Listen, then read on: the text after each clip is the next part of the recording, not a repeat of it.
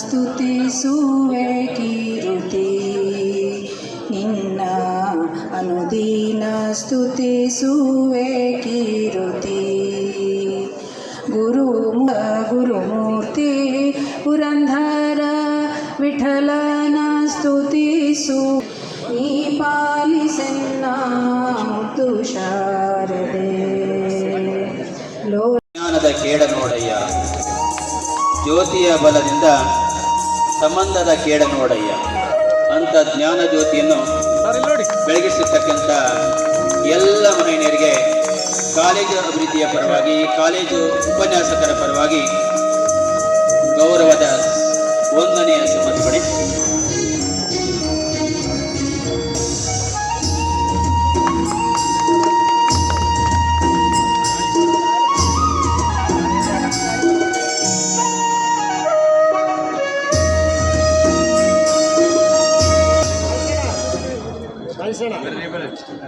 Principal ಬರ್ರಿ, ಅದೇನು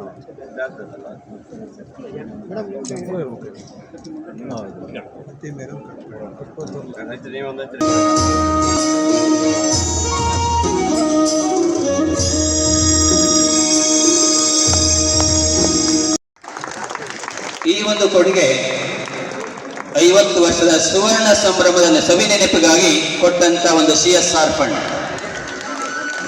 college ಕಳೆದ ಡಿಸೆಂಬರಲ್ಲಿ ಅದ್ದೂರಿಯಾಗಿ ಕಾಲೇಜಿನ ಇತಿಹಾಸದಲ್ಲಿ ಸುವರ್ಣ ಸಂಭ್ರಮ ತಮ್ಮ ಕಣ್ಮುಂದೆ ಇದೆ.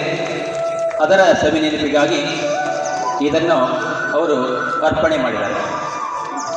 ಮಾನ್ಯರಲ್ಲಿ ನಾನು ವಿನಯಿಸಿಕೊಳ್ತಾ ಇದ್ದೇನೆ.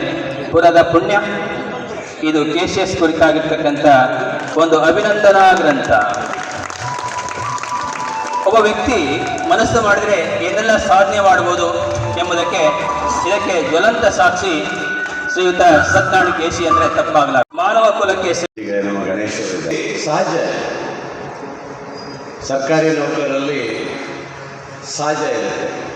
ಆದರೆ ಅದರೊಳಗೆ ಇರುವಂಥ ಅವ್ರು ಕೆಲಸ ಮಾಡಿರ್ತಾರಲ್ಲ, ಅದು ಒಂದು ಸಾಧನೆ ಆಗಿರುತ್ತೆ. ಅದು ಸಾಧನೆ ಆಗಿರುತ್ತೆ, ಚೆನ್ನಾಗಿದೆ, ನಿಜವಾಗ್ಲೂ ಆ ಸಾಧನೆ ಇದೆ.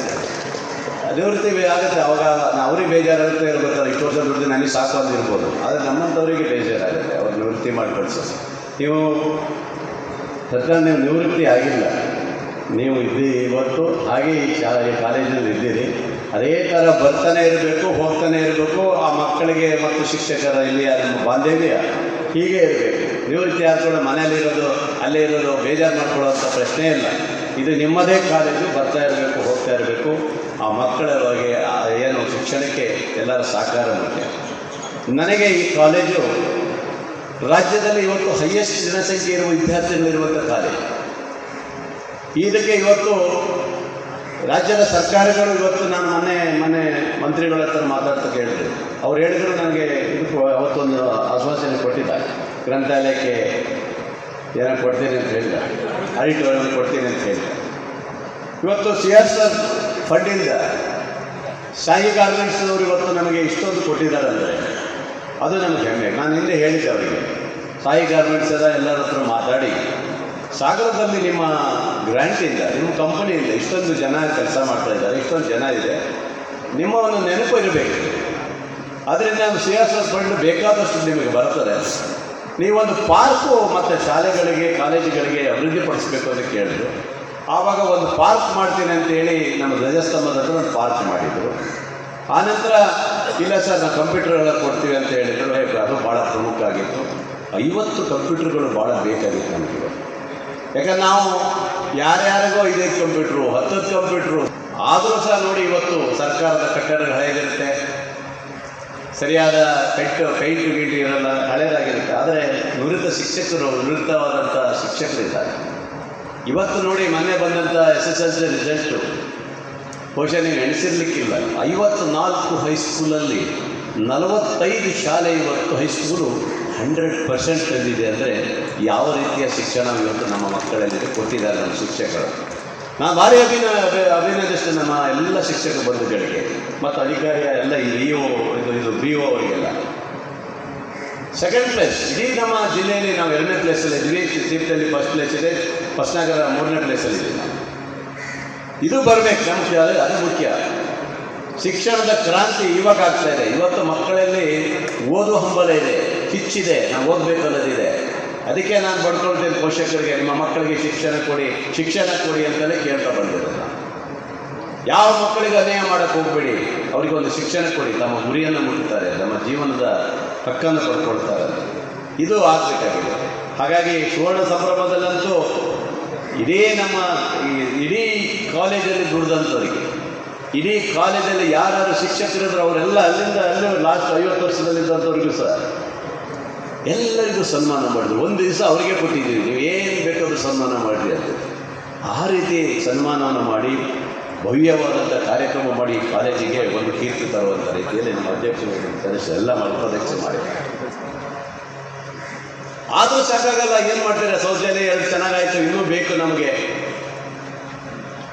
ಮೊನ್ನೆ 5 ಕೊಠಡಿಗಳು ಬೇಕು, ಅದನ್ನು ಸಹ ಕೊಡಿಸಿದ್ದೀನಿ. ಯಾವುದೇ ಕೊರತೆ ಮಾಡಲಿಕ್ಕೆ ಕೊಟ್ಟಿಲ್ಲ. ಪಕ್ಕದ ಕಾಲೇಜಿಗೂ, ಮಹಿಳಾ ಕಾಲೇಜಿಗೂ ಕೊಡಿಸಿದ್ದೀನಿ. ಮೊನ್ನೆ ನಮ್ಮ ಡಿಗ್ರಿ ಕಾಲೇಜಿಗೂ ಕೊಡಿಸಿದ್ದೀನಿ. ನೋಡಿ, ನಮ್ಮ ಇಂದಿರಾ ಗಾಂಧಿ ಮಹಿಳಾ ಕಾಲೇಜು ರಾಜ್ಯದಲ್ಲೇ ಇರೋದು ಹೆಸರಿದೆ. ನ್ಯಾಕ್ನವ್ರು ಬಂದುಬಿಟ್ಟು ಸುಸ್ತಾಗ್ಬಿಟ್ರು, ಮ್ಯಾಕ್ನವ್ರು ನೋಡಿಬಿಟ್ಟು, ಅಂದರೆ ಸರ್ಕಾರಿ ಕಾಲೇಜೆಲ್ಲ ಹೀಗಿರುತ್ತಂತ ನ್ಯಾಕ್ನವ್ರು ಪ್ರಶ್ನೆ ಕೇಳ್ತಾರೆ.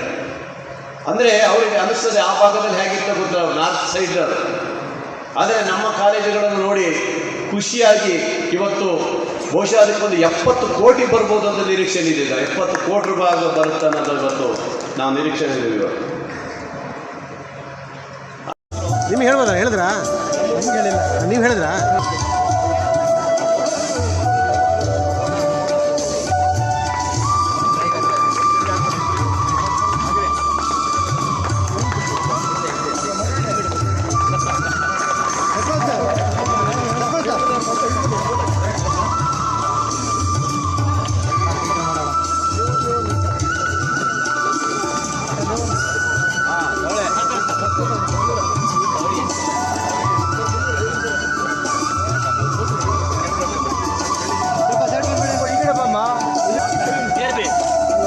ಸರ್ ನೋಡಿ ಸರ್, ದೇವೇಂದ್ರ ಯಾರು